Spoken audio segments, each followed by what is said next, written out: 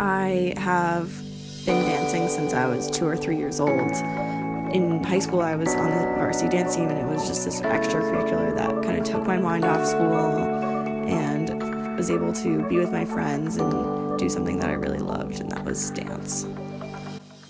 I've been playing soccer for as long as I can remember, on school, club, and academy teams. I'll go to play in the park whenever I have free time, and even sometimes I'll kick the ball around while I'm studying or doing other homework or work. Sports are a huge part of my life.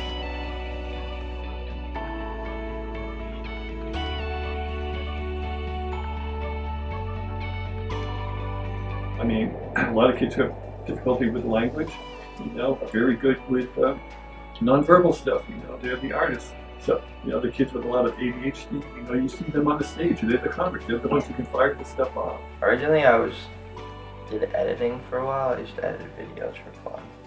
I work with someone and we've done a bunch of films this year. He's good at the filming part, I'm good at the editing part, so we work well together, so kind of grown and made a good team. Because I struggled with math and science, and reading comprehension was so difficult for me, I kind of took this creative path in high school where I was then editor-in-chief of the yearbook, and I loved graphic design and my brain works very visually. When you're making films and you're editing films, dyslexia just doesn't affect it whatsoever, so it's kind of a way of doing something that I like without having to worry about kind of having a disability that others don't, and others being better than me without them actually knowing more.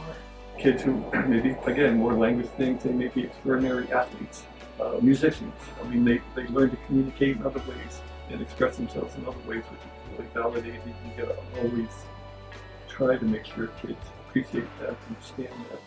I just always played, always loved it. When you're playing, you just don't think about anything else. With your friends, you're having fun. And he's got other things which aren't about tests, right? So he plays a lot of sports. He's a filmmaker and he works on videos, and he has outlets which aren't testing you in that kind of way, and he's very successful at that, and that's a great outlet for him. So I'm not one to, if you're struggling in school and you're a great athlete, well, we're going to take away your athletics because you're not working hard in school. Like none of them, you keep their athletics and cigarettes. In college, this has really manifested as I'm an art history major, and I am able to look at an image and memorize a bunch of facts about it and conceptualize it and contextualize it. And I think that the skills that I learned in high school from SLD and from my tutoring really helps me kind of harness what I'm good at, and that sort of led me into this creative path. This year I took a film class and I really enjoyed it. After this class, I kind of watch films and realize it's actually really cool how they do certain stuff, and yeah, so it kind of drove my interest. So with filmmaking, you should equal playing field. So that's very helpful and very, that's probably one of the reasons I naturally grew into it. Also, with sports, it's the same thing. And I work in an organization on campus called ACE Design, where I create logos and graphics and other designs for organizations on campus. So it feels like my dyslexia has led me into this creative path, and I now want to go into a creative career. Dyslexia allows for other creative paths and endeavors.